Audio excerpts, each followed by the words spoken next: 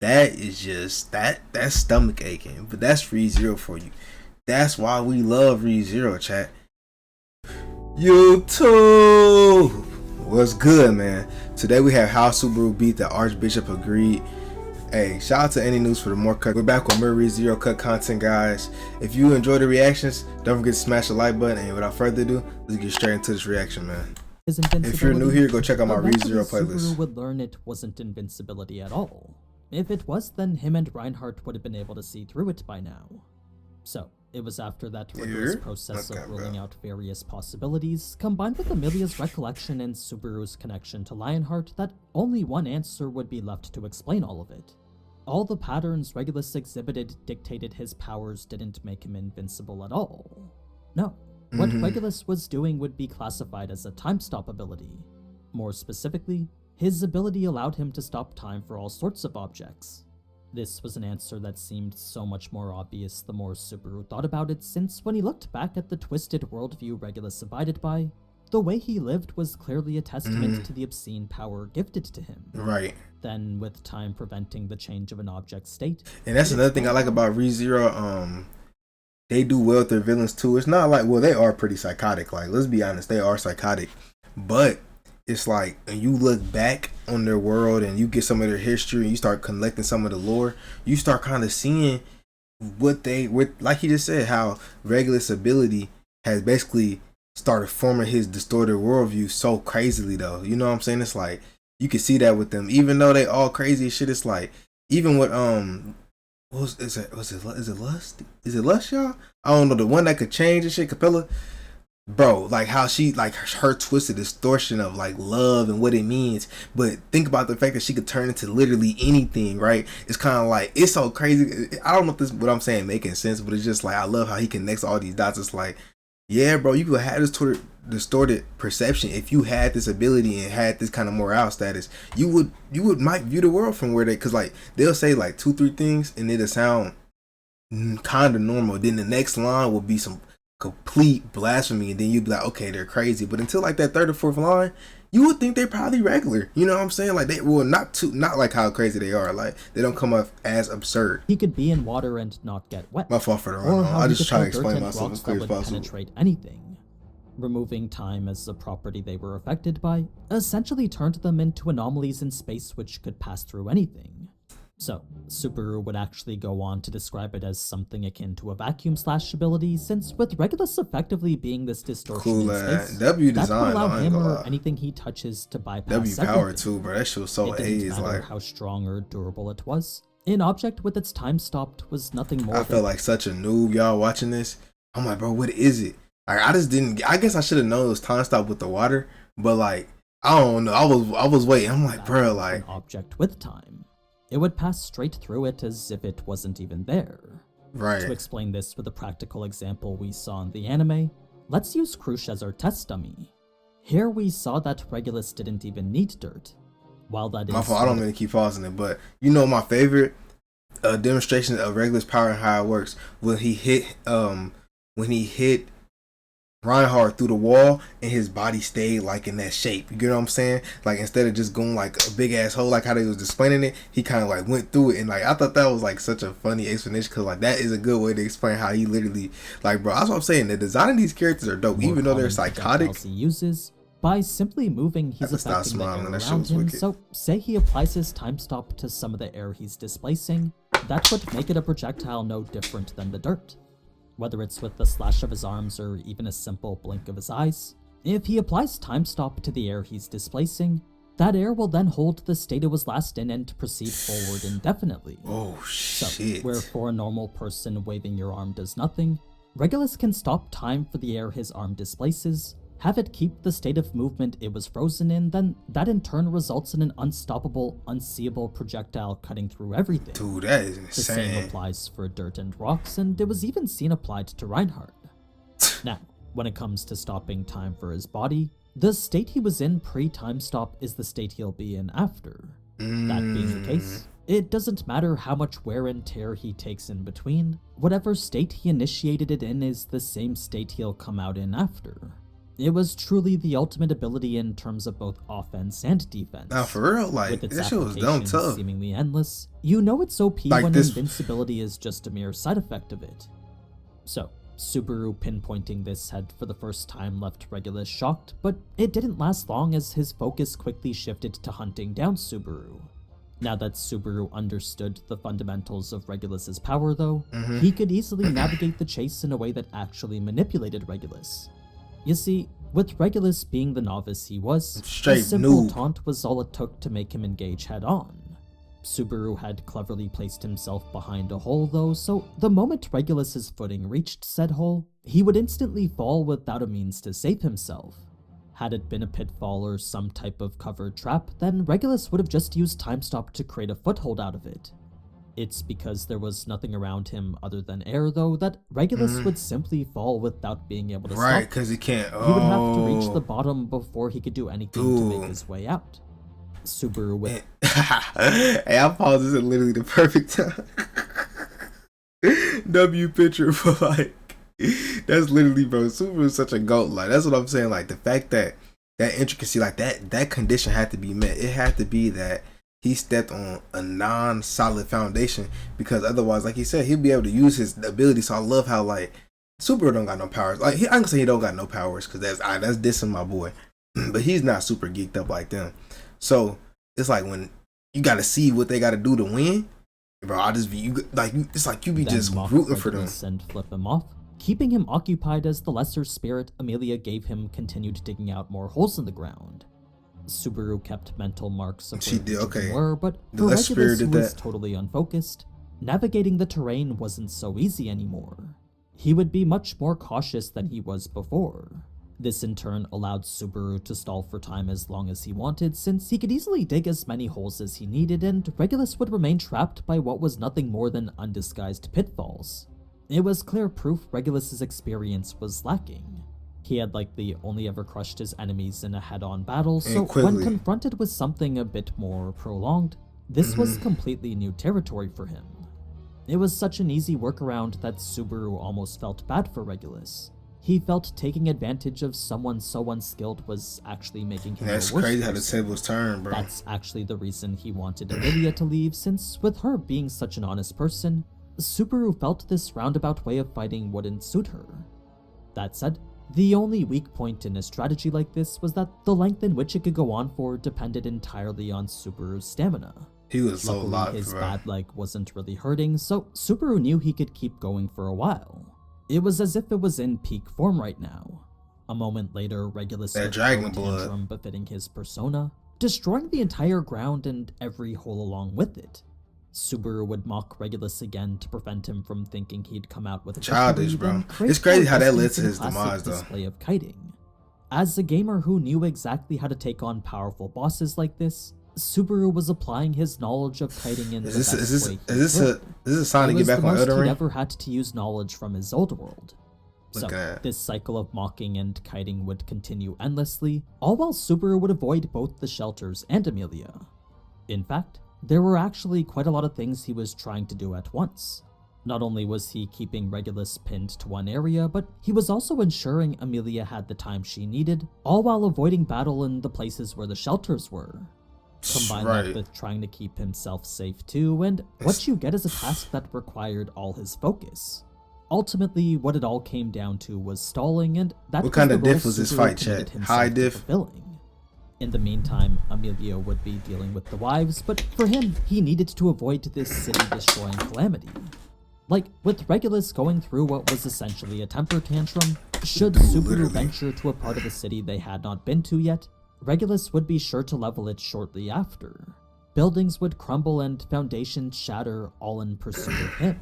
My boy Regulus Subaru would keep running and temper tantrum. He's a toddler. All because this was the only way to fight Regulus. Catastrophic powers. It was after about 15 minutes that Subaru would finally wind up here, giving Regulus the chance to gloat again. As it was with every battle he fought before, Regulus knew it was always fated to end up like this. He would then call Subaru greedy for wishing for something beyond his ability, then reaffirm his own value of excessive avarice leading to ultimate tragedy. As the embodiment of greed himself, He truly thought lack of desire was the most precious thing listening that to any this from person him, could bro. have. Not me. This obviously I'm sorry. wasn't the way he himself lived, but he certainly went to great efforts to enforce it onto others. So, as he genuinely pitied Subaru for his grave mistake, he would convey one last time the message that one should be content within themselves. To him, a man's reach should never extend further than his grasp. Regulus would then ask of Amelia's whereabouts, reveal his bride's connections to his authority, then speak of how entrusting them with his heart was the ultimate expression of love for them.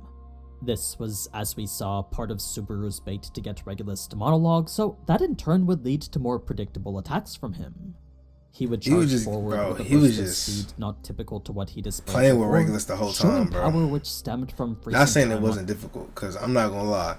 Still going up against a senior Archbishop was gonna have his difficulties, but for him to have such a strong authority, I'm not gonna lie, bro. Like, he was playing with him. That's what himself. No. You see, by preventing all physical phenomena from interacting with him, Regulus was free from the forces of gravity, air resistance, and the way he was sliding on that ice, this bro. Translated to incredible speed and power, but also made it so he could only attack in one direction. Whichever direction he committed to when time was stopped is the same direction he would continue until it wasn't. So, in the hands of someone more skilled, this would certainly be deadly, but for someone like Regulus, he could barely control it at all. It made dodging his attacks extremely easy. So much so that Subaru could continue his chase even longer now. Eventually, Subaru would see the pillar of ice forming in the distance, symbolizing the choice he himself knew he'd never be able to make. Even if he knew killing the wives was the only way to kill Regulus, actually doing so wasn't something Subaru felt he could follow through with. So, to see what he could only assume was Amelia doing just that, well, that was something he truly felt would have been unimaginable for her. Now, it was when even that didn't work that, aside from the numerous contradictions Regulus would spew by calling Amelia a mass murderer, Subaru would also review where he might have gone wrong. After entangling so closely with Regulus for the past 12 minutes, he felt he had pretty good insight into his intelligence. I know that felt like a long 12 minutes. So, it's because of that Subaru knew Regulus didn't have it in him to trick others like the way it seemed. He knew Regulus wasn't capable of bluffing about his powers like that. With the limits of his understanding only extending as far as himself, the understanding of others required to effectively deceive simply wasn't within his capabilities. It's for that reason this whole turn of events was so confusing. Greed's authority should have been figured out for sure now. Turns out there was one wife left, and though the ceremony was never formalized, it was apparent that marriage was just a formality. You see, so long as Regulus considered someone his wife, they would be inducted into his little kingdom regardless of consent. This meant that despite all Regulus had said about her, Amelia was still someone he considered his. And now that all his other wives were gone, Regulus insisted she remain until he found some new wives. To him, it was her responsibility to fill that gap now. Like, bro, imagine this psychopath saying this shit in your face. Amelia to die herself. This was a choice Subaru could never make. He could certainly convince himself sacrificing all the other wives was necessary, but never when it came to Amelia. It was a selfish truth Subaru was more than aware of. It's not like that's something that we can fault him for, though, since it was only natural that those closest to him would be the most precious. Just like everyone else, Subaru didn't value all lives equally. Amelia was, however, capable of making that choice herself, but with Subaru determined to prevent her from doing so, the only option left after was defeat. With no other means of changing the situation, Regulus would be the only person left with control here. So, after seeing that victory was his for the taking, Regulus would accept Amelia as his temporary wife, then state his intent to kill Subaru as punishment. Any person who infringed on his rights as much as he did, well, let's just say Regulus wasn't a fan of them. Now, Amelia I wonder what he said in the actual manga. Prepping to end things herself, up until Subaru would reveal his own intentions. Full on just Regulus talking would just shit. Stand there and let it happen, since to him victory was what I'll be reading those panels like these. He knew Subaru had no paths left available to him, so this was just an extra show adding to his sense of satisfaction. It was when Subaru unveiled his unseen hand next that a voice without sound you hear this shit, you know some shit fucked up. As much as he hated the idea that Betelgeuse was somehow living inside him, so I heard that. I couldn't even think about nothing he said. That soundtrack, yo, like it just brought back years of ReZero, like adding to memories. a sense of satisfaction. It was when Subaru unveiled his unseen hand next that this was a voice tough, without sound could be felt cheering from within. As much as he hated the idea that Betelgeuse was somehow living inside him, there was without a doubt an incomprehensible mixture of emotions not his own. It was as if the power itself was cheering for being awakened, like a deep desire to be wanted was just fulfilled.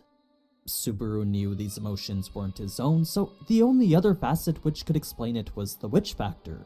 He believed it was expressing gratitude for being called to service again. That's crazy, bro. Activating it was something he'd done a few times before, but reading and going through the series is gonna be such an experience for this and navigating Amelia's heart were two things he'd never done before. Combine this with the fact any mistake could prove fatal, and Subaru knew this was a gamble more stacked against him. Either way, he still wanted to see if it could be used to save lives regardless. As a power previously used to take lives, Subaru was now seeing firsthand whether its applications were truly limited to that. That's when Amelia would say she trusts both of them, certainly confusing Subaru as to who else she might have been talking about, but also instilling confidence since she spoke as if she was certain both the of hand you would never harm her. So, that one both of you was all it took for Regulus's heart to be removed, leaving him vulnerable to saying the Lord be there, bro. The Lord be crazy in ReZero. Sequence was exactly as we saw in the anime, but to give reason to Regulus's begging I was gonna say, all the dots connect, because bro. he couldn't fathom trying to win without first having a significant advantage. As soon as things started looking a little tough for him, Subaru knew Regulus was the type to give up without first exploring what other options were available to him. That being the case, for him to beg for a 1v1 here, all this was him trying to reclaim some sort of advantage. It was a truly pathetic sight considering he still possessed one of the most powerful abilities in the world. Fast That's forward what I was when Reinhardt thinking. returned for the cleanup, and Regulus's inner thoughts during his airtime went on much longer than what we saw in the anime. First, he would go into his past, describing the family he detested, then talking about how he killed them. Gaining his witch factor granted him powers he didn't have before, so first he used it to kill his family, then he used it to kill the village that looked at him with contempt, then he used it to kill everyone in the town which forced him to live such a worthless life. Dog, what beef?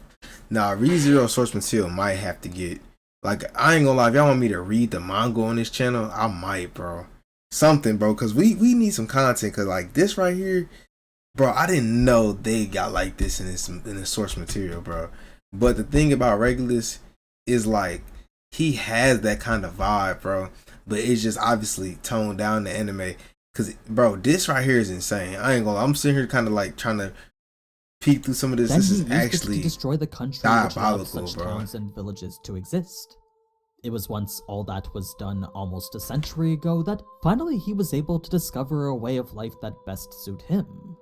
Fast forward through all that stuff about his wives, and finally we get to the part where he talks about how life was meaningless to him. This is all the romance and love and friendship and trust. Bro, all this while getting his ass sent through the air, not able to do nothing. This is crazy, bro. Bro, damn. All ideals Regulus deemed as pointless. To him, love couldn't save anyone, and the idea of understanding one another was just an illusion. So, with life being this silly balancing act of consideration and compromise, Regulus to the very end truly believed in the logic he abided by. And though the anime has him repeating "it's not my fault," in the novel it's actually him repeating "I'm not wrong." Despite everyone else working to prove him otherwise, Regulus still refused to see things any other way than his own. That shit is... It was after that Regulus would surprisingly plan his counterattack, since though he seemed rather defeated, his humiliation fueled his motivations to get back at them. This led to a plan which would decimate the city in its entirety, since the moment he would start descending, the dirt in his hand could be used as a projectile to wipe out everything. All he needed to do was cast Lionheart for a brief second, then everything below him would be hit with unstoppable projectiles of mass destruction. Fortunately, Reinhardt was there to ride him like a surfboard, sending him plummeting to the earth like a meteor. The depth at which Regulus ended up wasn't due to Reinhardt's power though, but was rather simply the byproduct of using Lionheart on himself. Remember, stopping time on his body allows him to pass through anything. So, had he kept time frozen for the duration of the entire fall, then Regulus would have plummeted straight through to the bottom of the earth itself. He would have descended to the unknown beyond where even the great waterfall emptied itself. Returning time was certainly an equally dreadful fate too, since meeting the resistance of the ground shattered literally every bone in his body. The only reason he wasn't instantly turned into a puddle was because his limbs were spread out at the moment of his entry. Instead, his body was just a pile of mush now. A mishmash of organs, bones, and blood, all in places where they shouldn't be. Somehow he was still breathing though, and through it all maintained the simple thought of, had I been serious, you wouldn't have stood a chance. It was a mindset backed by the singular goal he'd lived his entire life by. A 100-year resolve to never let anyone pity him. This led to an attempt to return to the surface, where once he was there, he was now committed to killing everyone. 100 years? No longer would he make the same mistake. Bro, dude, his death shit, I ain't gonna lie, his death was so brutal. Like, I know, he definitely deserved it, but it's like, bro, that is just, that's stomach aching. But that's ReZero for you. That's why we love ReZero, chat. That's why we love ReZero, bro. The stomach aching moments, bro. It's hard to watch, but at the same time, you can't turn away because it's like you have to see this. You have to see it through, my boy. Sometimes I do look away, but you get what I'm saying. Like, you got to see it through. Mistake he made before, since never again would he let anyone look down on him. This was only possible at the bottom of the ground. The surface, though, and that was an arduous crawl only made possible via Lionheart. With that removing the pain for 5 seconds at a time, Regulus could inch his way back to the surface slowly but surely. 5 seconds. Yes, his hands were mangled and fingers gone, but even then he still pushed himself forward. It was then that water would enter to finish the job, but even then Regulus would still prolong it with Lionheart. Sure, it did relieve him of pain and any struggles he had while breathing, but when those 5 seconds were up, the fear of death came creeping ever closer. Keeping Lionheart active only increased the risk of dying from heart failure too, so in this moment where one side was drowning and the other his heart stopping, Regulus alternated between the embrace of two deaths. It was a fate he refused to accept no matter how near it drew. Crazy, bro. In the end, Regulus would have one wish only, and that was for Amelia not to feel anything at all for him. You see, he hated the idea of her rejoicing his death and starting her life anew, so his final cry was for her to simply forget him. As the one so involved with her mother's death and benefactor's transformation, Regulus wished her to feel zero fulfillment from his demise. Luckily, that's exactly what happened, since with zero memory of who he was before, it turns out Regulus left not a mark on her at all. But yeah, that's the end to the Archbishop of Greed. I hope you enjoyed learning more about what this fight had to offer, and if you want to see more, there's plenty more to come after. Every week will be another ReZero video covering the other fights. So, if you want to see the full extent of it, this is a W. Greed's death, well, Regulus' death was pretty gruesome. But like I said, like at the end of the reaction, like, bro, it's just one of those things. It's just ReZero. If you know, you know. So, hey, it is what it is. It gotta be what it gotta be. But I enjoyed it. I enjoyed this react. I ain't gonna say I enjoyed this death. Well, you know, so it had to happen, but you know, it was kind of hard to watch. But I enjoyed this breakdown, and like, I love the writing. I lucky need to get more into this writer, more into the. I just need to get more into his work and like his mind, like see what's going on, because I like how he does these things. I like how I can't really explain it in use the best vocabulary to explain what I'm trying to say. But long story short, I just like how he plays on characters, bro. Like that ending to Regulus when he had that inner dialogue, like I'm not wrong. Like that whole time and still refusing, like that shit, it's just so like symbolic. It was crazy. That's W writing right there. Peak writing, man. If y'all want more ReZero cut content reaction, smash the like button. If you're new here, check out my ReZero playlist, episode reaction, cut content, and yeah, we'll go from there. I love and appreciate you guys, and I'll see you on the next reaction, man. Peace.